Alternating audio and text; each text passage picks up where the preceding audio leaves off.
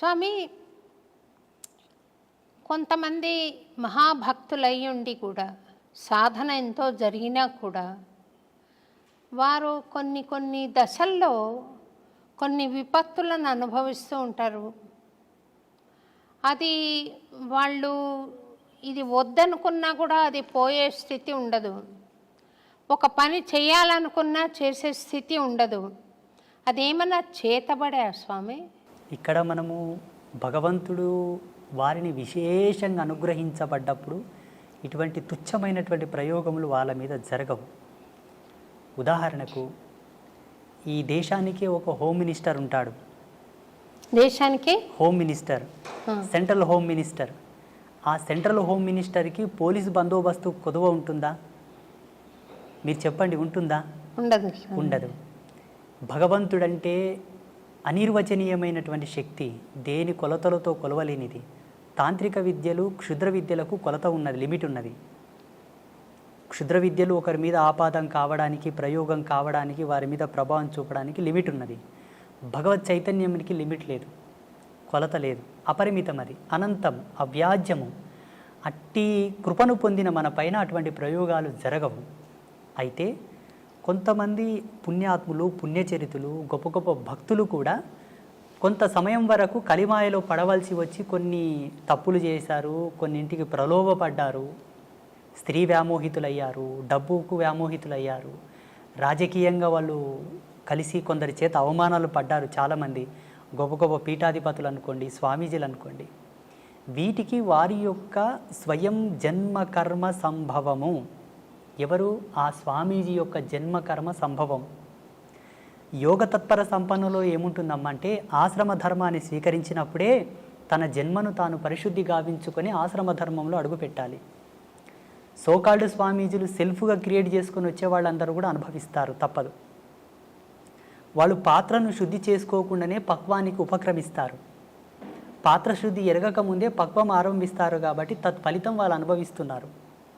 కానీ వాస్తవంగా ఆధ్యాత్మిక సూత్రావళి ప్రకారంగా ఏ ఆశ్రమ ధర్మంలో నువ్వు కాలు పెడుతున్నావో అడుగిడకన ముందే నీ జన్మ సుకృతం ఏమిటి, నీ జన్మకర్మ సంభవం ఏమిటి, ఎందుకై నీవు జన్మించితివి, అదంతా విశ్లేషణ చేసుకొని ఉత్తర జన్మలో ఉండేటటువంటి పాపములు నీ ఎందు ఏవైనా ఉన్నా వాటిని ప్రక్షాళన చేసుకొని శుద్ధుడవైన తర్వాతే భగవంతుని ఆశ్రయించవలే.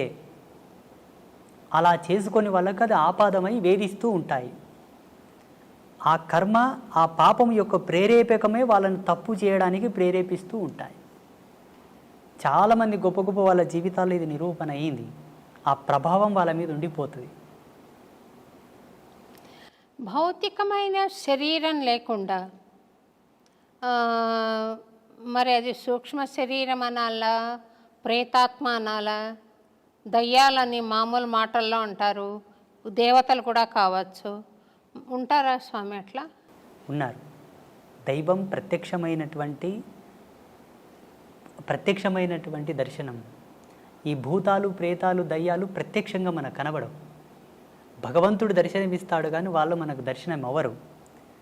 ఆ దుష్టశక్తిని పసిగట్టి పట్టుకోవాలంటే అంతకు సమానమైనటువంటి దైవశక్తి కలిగి ఉండాలి. ఆ ప్రేరణాత్మకమైనటువంటి శక్తి ఉంటే మనం భూతాలను, ప్రేతాలను పట్టుకోవచ్చు, చూడవచ్చు కూడా.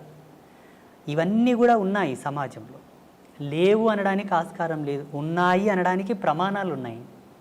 ఆ ప్రమాణాలు వేటిపైన ఆపాదం అవుతున్నాయో మేము నిరూపించగలం.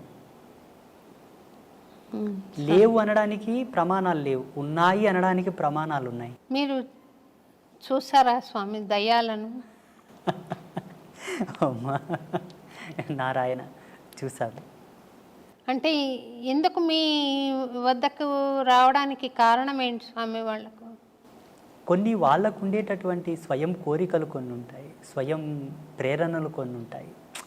ఎంతకు విమోచనం కలగక వచ్చి ప్రాధేయపడ్డటువంటి సందర్భాలు చాలా ఉన్నాయి మాట.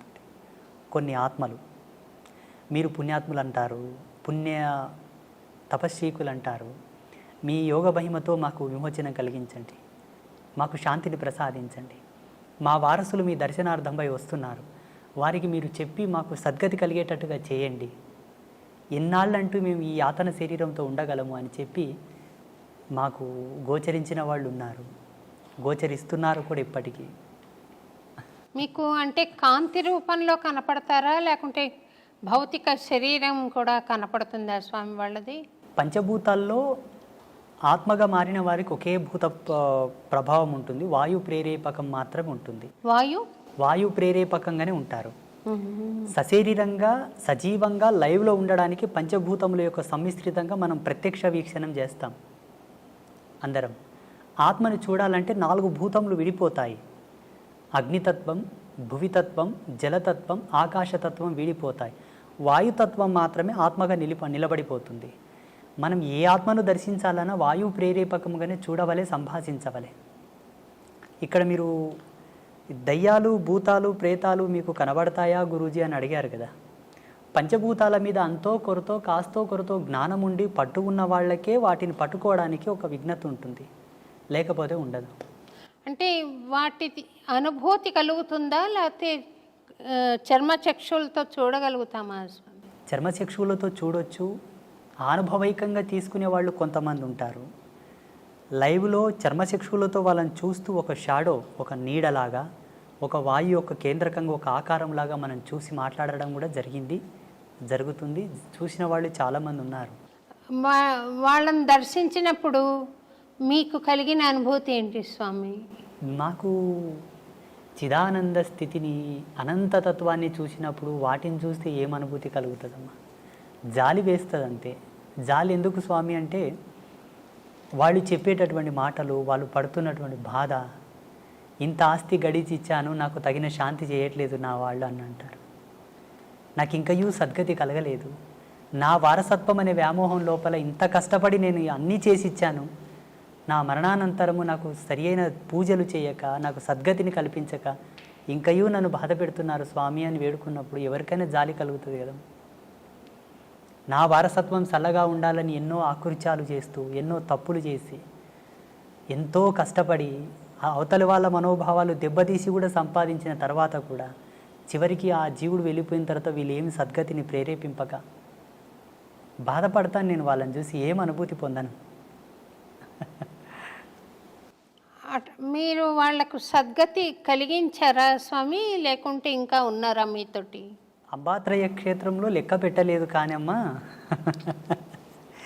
ఇప్పటికి శ్రీపీఠంలో గోమాతకు చాలా ఉత్తమమైనటువంటి తంతులతోటి మేము పితృదేవతలకు శాంతి చేస్తాం. మీరు ఇదొక్కటి పట్టుకోవాలి. ఇక్కడ ఉండేటటువంటి భారతదేశంలో ఏ క్షేత్రంలో కూడా అట్లా గోమాతకు పూజా కైంకర్యములు జరగవు. అది జగదంబ యొక్క ప్రేరణని అమ్మ నాకు ఇచ్చిన దర్శనమే. చూడు నాయన, నీ చెంతకు వచ్చి వారికి ఈ విధంగా గోమాతకు కైంకర్యములు జరిపి వారి పితృదేవతల శాంతిని కోరితే ఉత్తరక్షణమే శాంతిస్తారు. వాళ్ళ సంసారంలో ఎన్నో మార్పులు వస్తాయి, వాళ్ళు సుఖ సంతోషాలతో జీవిస్తారు అని. అలా మన పీఠంలో ప్రతి మంగళవారం, శుక్రవారం, పౌర్ణమి, అమావాస్యకు చాలామంది చేస్తూ ఉంటారు. వాళ్ళకి సద్గతి కలుగుతుంది స్వామి. మీరు దయ్యాలకే సద్గతి కలిగించినప్పుడు నేనేదో భక్తిగా ఉన్నాను కదా స్వామి, నాకు ఆశీర్వచనం ఇవ్వండి, ప్రసాదించండి. తప్పకుండా. అంటే మీకు ప్రత్యేకంగా నేను ఇవ్వవలసిందైతే ఏమీ లేదు. ఒక్కటి ఇవ్వగలను, ఒకటి మాత్రం ఇవ్వగలను. చెప్పండి. ఆ పరమేశ్వర యొక్క ఆశీర్వాదంతో, భగవంతుని కృపతోటి ఆల్రెడీ మీరు ఈశ్వర ప్రీతిని పొంది ఉన్నారు, భగవత్ కృపను పొంది ఉన్నారు, మీరు ఉత్తమమైనటువంటి ధర్మంలోనే ఉన్నారు. ఇందులో ఏ సందేహం లేదు. అంటే ఇంతకుముందే మనం కాఫీ తాగాం చిన్నగా. కాఫీ తాగిన తర్వాత కూడా దాని రుచిని కోరుతున్నట్టు ఉన్నది మీరు. మీరు కోరకనే కోరి ఉన్నారు. కోరినను దాన్ని కోరనట్లుగానే భావించి మీరు కోరినటువంటి దాన్ని ప్రసాదించడానికి నేను అనుగ్రహిస్తాను.